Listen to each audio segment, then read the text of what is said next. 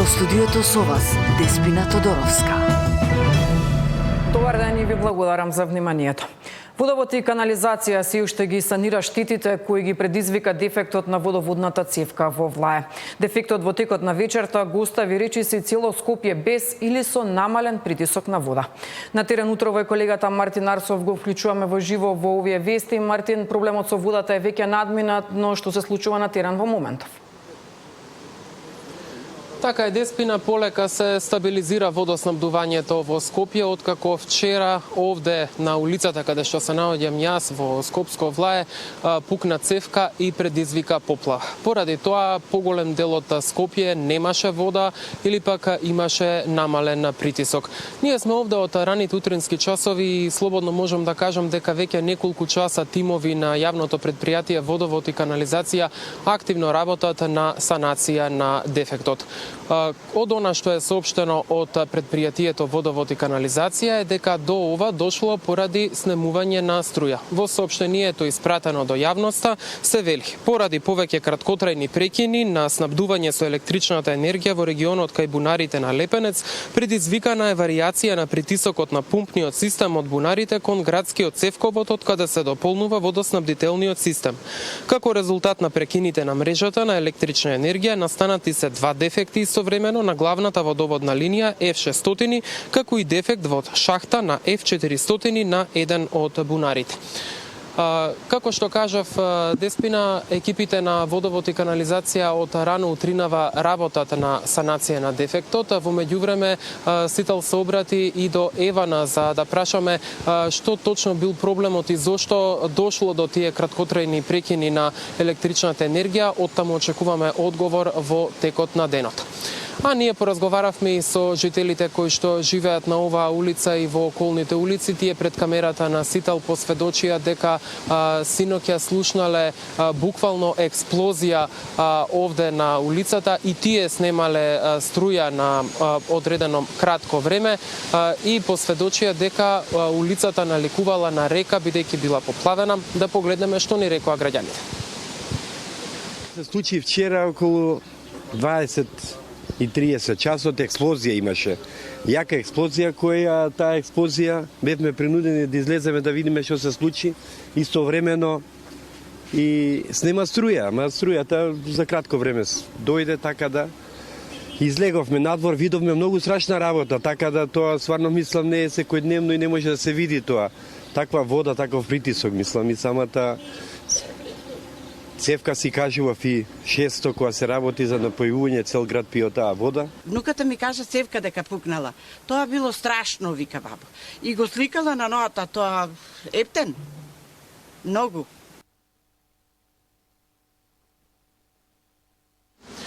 Така, Деспина, за сега немаме информации колку време би било потребно на екипите на јавното предпријатие да го санираат дефектот. Она што е добро е што веќе се стабилизира водоснабдувањето во целиот град.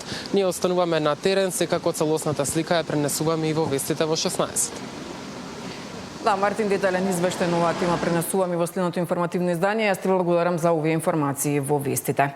Приватните автобуски превозници во 10 часот утрово ги паркира автобусите. Најавуваат дека денеска ќе возат само од 5 часот наутро до 10 часот, се додека ЈСП не им го подмири долгот од 90 милиони динари за изминатите 6 месеци.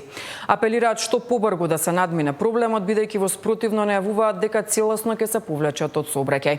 Приватните превозници информираат дека во петокот по расправијата со директорот на ЈСП им биле исплатени по 500.000 динари кои според нив се премалку. Најавија дека на јавноста ќе достават и финансова картичка која тврдат дека покажува дека вкупниот долг кон нив е 170 милиони динари. Изминатите денови добиле информација од град Скопје дека веќе имаат префрлено дел од парите во ЈСП, но не знаат каде јавното предпријатие ги има потрошено овие пари.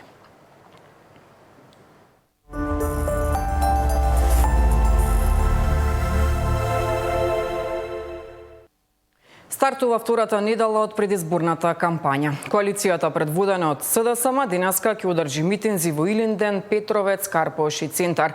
Филипчот вчерашните митинзи ја критикуваше ВМРО-ДПМН за како што вели комплетен колапс на правосудниот систем. Утрово пак кандидатката за град Скопје, Каја Шукова, ветува решавање на паркингот во општина Карпош. Граѓаните за ВМРО ДПМН се само бројка во некоја статистичка табела или бројка на избирачкиот список. Ветува економски бум, повисоки плати, субвенции, пензии, се расфрлаа со бројки. Без срам глумеа дека се грижливи, а всушност кроја план како да зграбат само за себе. Народот, тој сега нека се снаоѓа самиот. Сето тоа сега излезе на виделина. За година дена се виде вистинското лице на ВМРО ДПМН. Нема економски бум, нема повисоки плати. Работниците се излажани, пензионерите се излажани, земјоделците се излажани, едноставно нема категорија на граѓани кои од нешто се задоволни. Инфлацијата урива рекорди, храната стана луксус, сметките за струја и парно растат, платите се топат. Воведуваме паметни паркинзи со дигитална наплата, зона на периферија поврзана со јавен превоз и информации за секој граѓанин во реално време. Преку стратегијата Скопје за сите обезбедуваме субвенциониран паркинг за семејства со ниски приходи, за пензионерите, млади невработени и лица со попреченост. Што значи тоа само одржлива општина? Тоа значи дека ние ќе стопанисуваме со паркингот, ќе треба да се исцртаат паркинг местата, ќе треба да знаеме колку точно паркинг места има во општина Карпуш, но сето тоа ќе мора да биде и со некакво субвенционирање за граѓаните на општина Карпуш, а за посетителите ќе биде со наплата. Коалицијата предводена од ВМРО ДПМН денеска е во Македонски Брод и Кичево. Мицкоски вчера вечер од Струмица испрати директна порака до опозицијата дека по изборите ќе следува расчистување со нивните криминали. Пред некој ден кога патував на еден од митинзите, гледам спот на СДСМ каде тегнат влечат еден црвен кабел низ Скопје. Кабелот ги заокружува луѓето од СДСМ, ги поврзува сите од раководството на СДСМ и вели точно, во право сте, сите нив ги поврзува еден кабел. И со право, кабелот е неизоставен дел од подсвеста на Венко. Сеќавате, кабелот е виновен.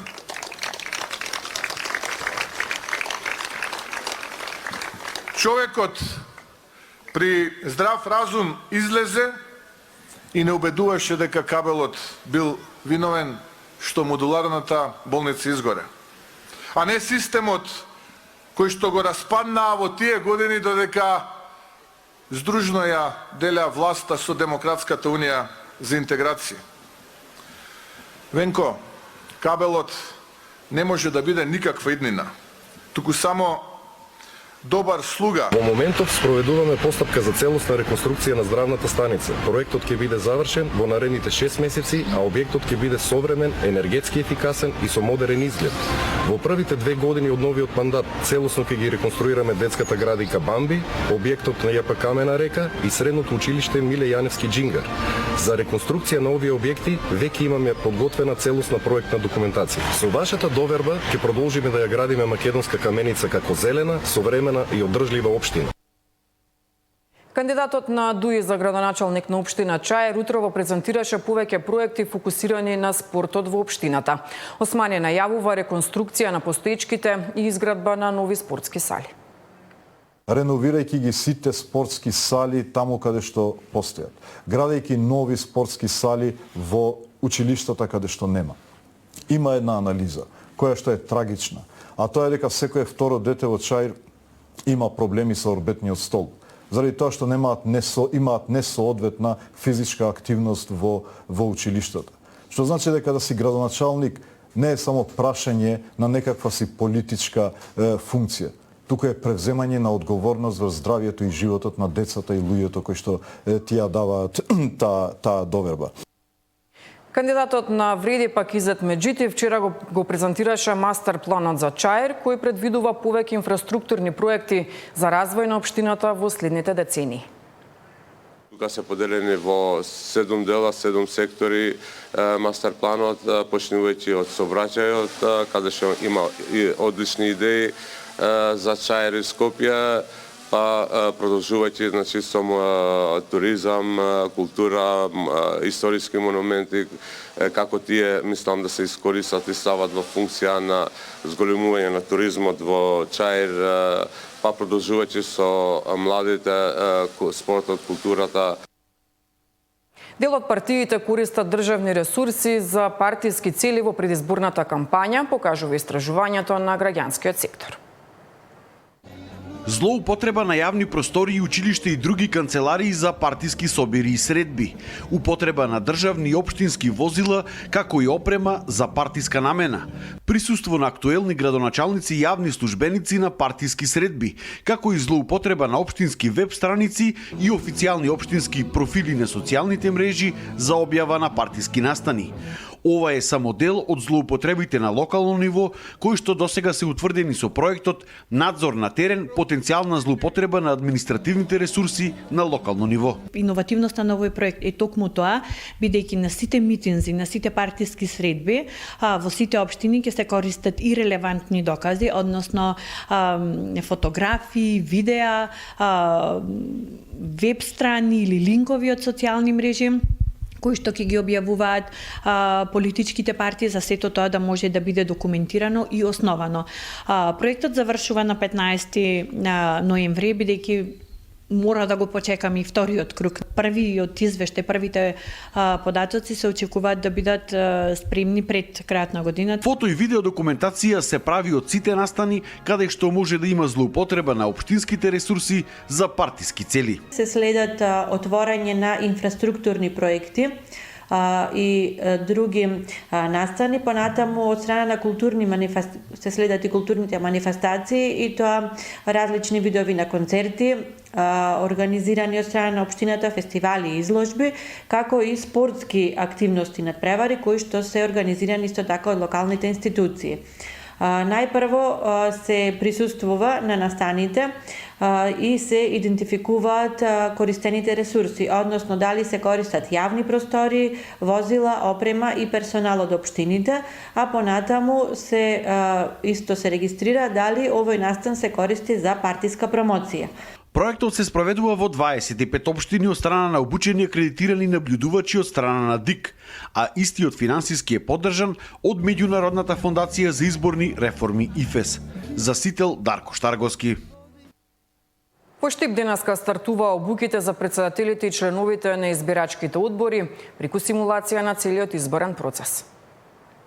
Со симулација на изборниот процес започнаа обуките за претседателите, нивните заменици и членовите на избирачките одбори на територијата на општина Штип. Секој ден се реализираат по 2 обуки од 10 до 14 часот, а ќе се спроведуваат до 16 октомври. Ние сме 20 обучувачи и ги опфаќаме сите активности што избирачкиот одбор треба да ги има како на денот пред изборите, така и на денот на изборите, значи почнувајќи од гласањето кај болни и немоќни и се до сите активности во текот на изборниот ден, собирањето на гласачкото место во 6 часот, потоа сите активности кои следуваат во периодот од 6 до 7 и отварањето на гласачкото место. Текот процесот на гласање го опфаќаме, потоа затварањето на гласачкото место, ги сумираме резултатите, го потполнуваме записник 16, го пакуваме материјалот. Обуките се неопходни од причина што составите на избирачките одбори се менуваат во различни изборни процеси. Претежно оваа година избирачките одбори се нови, меѓутоа има и стари членови со цел да се сподели искуството и да се помогне на помладите успешно да си ја завршат задачата. Територијата на општината ќе ја покријат 73 избирачки одбори, а има 80 избирачки места, зашто 7 од нив имаат помалку од 10 избирачи. Право на глас имаат 41.411 граѓани или за 800 помалку од претходните парламентарни и претседателски избори. Граѓаните на Штип ќе може да гласаат за 20 кандидати за градоначалник и 11 советнички листи. Засител Трајан Ристовски.